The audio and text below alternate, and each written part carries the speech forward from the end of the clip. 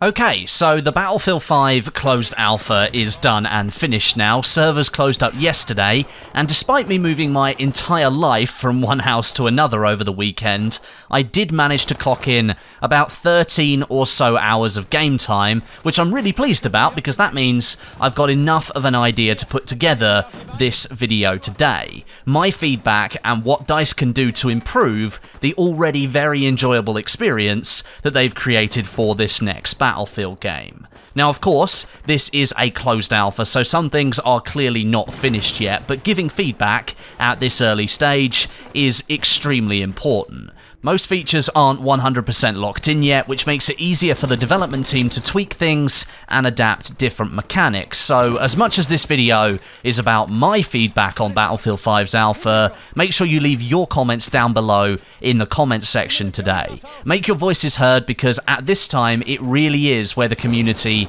has the biggest chance to help improve the game for its launch in October. Alright then, let's crack on with it. First of all, I want to talk about the audio.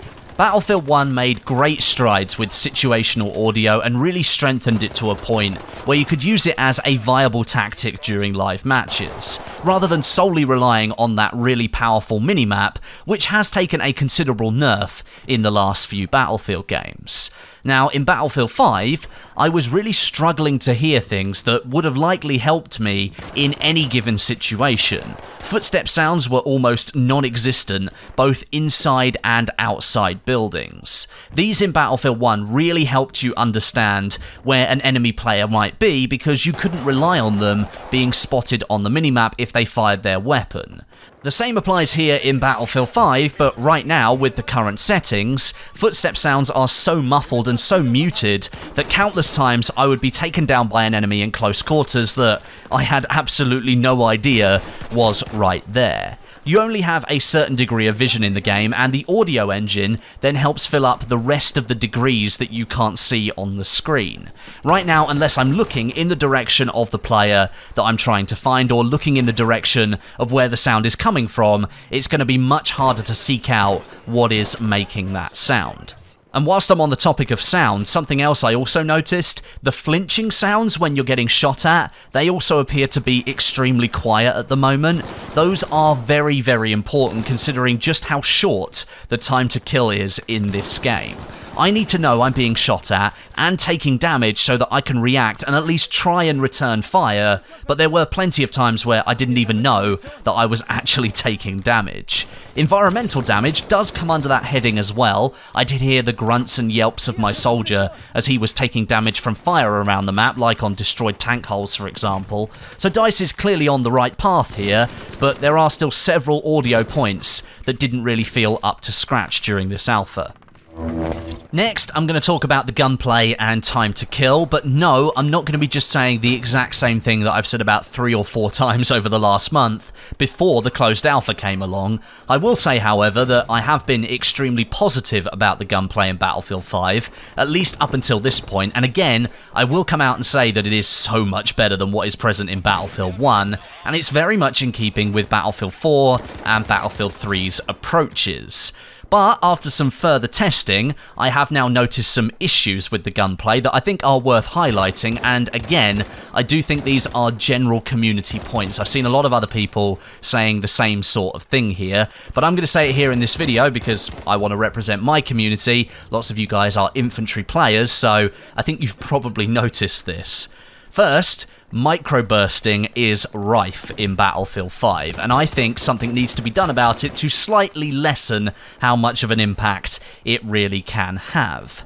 Now sure, we are only testing with about 5 or 6 primary weapons, so some of the effects that we're seeing in game at the moment are certainly exaggerated because lots more people are using the same guns, but the STG-44, the assault weapon, when switched to single fire mode and tap fired, is just an absolute beast, and it extends way beyond its intended engagement range. Now, I don't mind that being used as a legitimate tactic, manipulating the weapon's built-in statistics to pull off some more outlier results, but it should still reach a point, and in this case with the STG, a much shorter distance, where the single-fire style suffers because the STG is an assault rifle primarily set up to be used for fully automatic fire. The spread and recoil reset so fast that the time to kill is so extremely short that you barely have any time to react if you're on the receiving end of the bullets flying at you.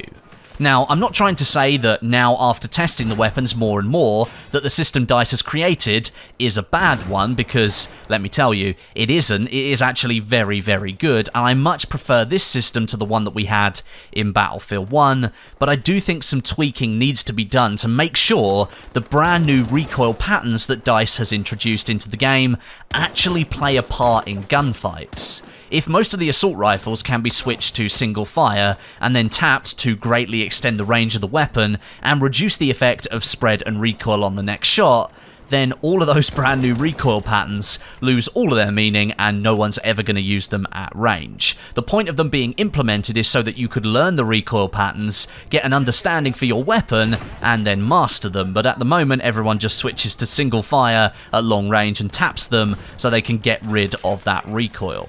Now, I was part of a Twitter thread the other day where another Battlefield YouTuber, Bloodhound, he created a video exposing some of these gunplay issues, and Drunksy, DICE developer and the man in charge of gunplay for Battlefield 5, he responded and stated the system is not final and more tweaks need to be made, but that the feedback they've gotten is that they're heading in the right direction, and I do agree, they are totally going in the right direction here.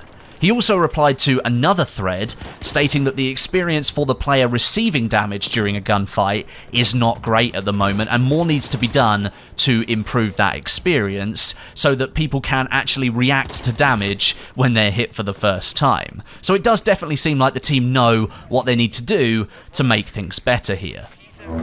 Secondly, with the weapons, and we're going to stick specifically with the assault class here, the Panzerfaust Launcher. DICE, please let us fire it without aiming down the iron sights. At the moment, there is a small delay after you aim down the iron sights before you can actually fire it. I've done it a few times where I've aimed down sight and clicked my fire button very close together, and it wouldn't actually fire the rocket out of it, which was really, really annoying. But also, just let us fire it from the hip, or the shoulder as it were, so that we can make use of the less cluttered view. The rocket does take up a lot of space when you bring it up to your eyes, and so being able to fire it properly from your shoulder without aiming in would be really, really cool. And of course, these things are designed to do a lot of damage to vehicles. I want to speak about the planes for a minute. Why aren't the planes just a one-hit kill from these launchers? Battlefield 3 and 4 made it possible to take down jets and helicopters in one hit from an RPG, and those kind of shots, lined up to perfection or simply fired quickly, those are really, really awesome Battlefield moments.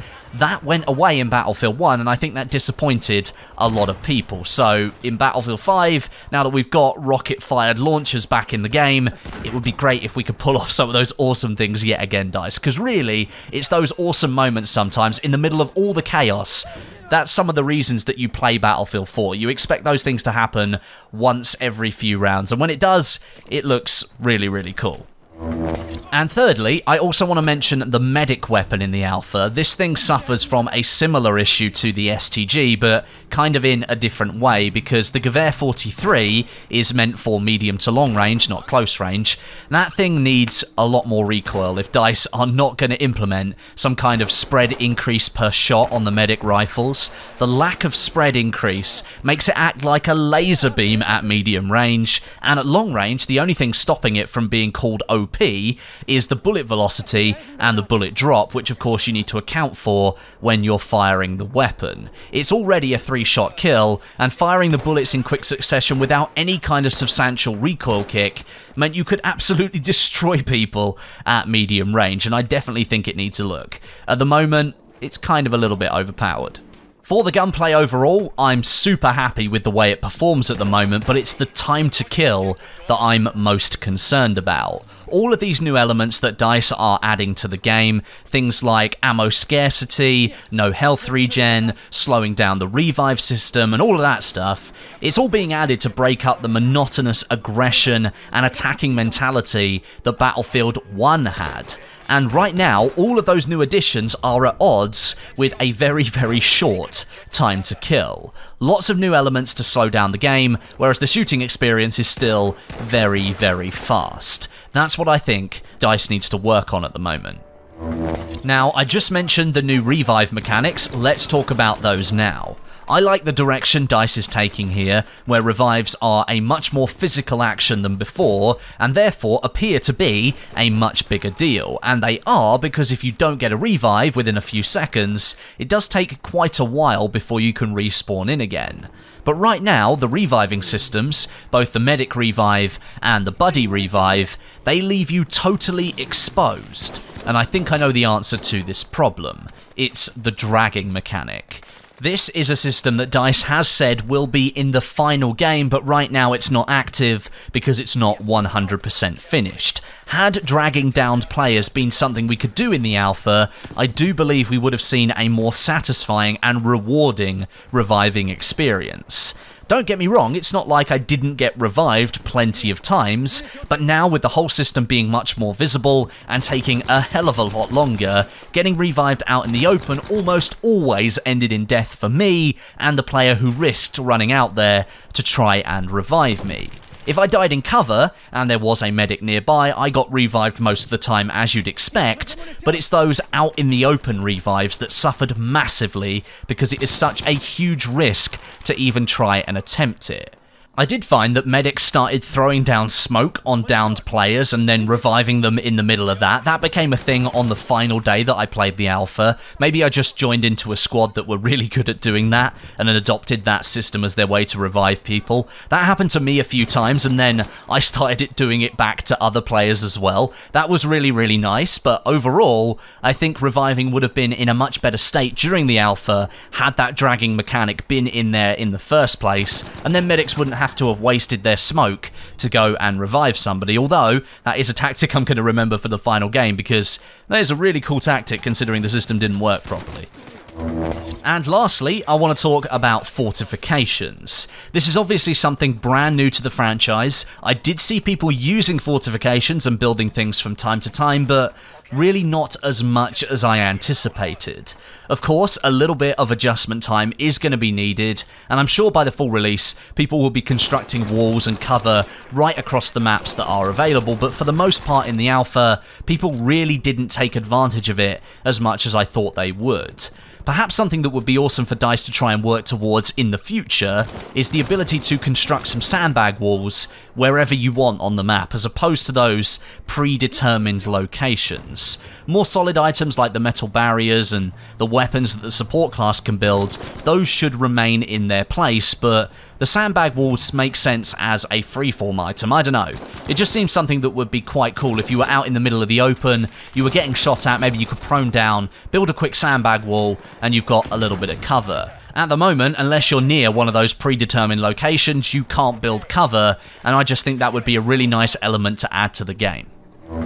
For me, the Battlefield 5 closed alpha was a really awesome experience. Having spent time playing the game at EA Play on a totally alien PC setup, I couldn't be 100% sure of my thoughts on the game, but now I've sat at home, spent time with my own setup playing the game with my own PC equipment, I am sold on Battlefield 5. This is arguably the most fun I've had in a Battlefield game since Battlefield 3. Which was the game that brought me over to PC gaming and got me into making YouTube videos.